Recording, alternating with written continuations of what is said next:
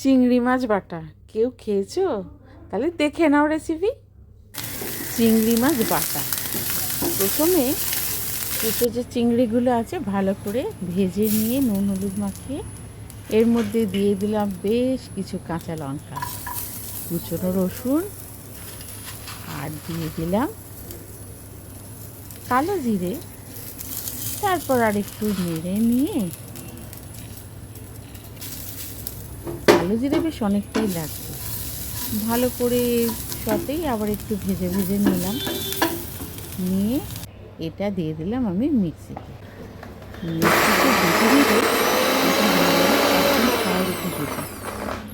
একটু মিক্সিটা চালিয়ে দিয়ে বাটা হয়ে গেল। তারপর বের করে একটু কাঁচা সর্ষের তেল ছড়িয়ে দিলাম। গরম ভাতে খেলে যা লাগবে সে আর কি বলবো, সত্যি খুব ভালো খেতে হয়। আমি তো প্রথমবার খেয়ে খুব খুশি হয়েছি, আপনারাও করবেন।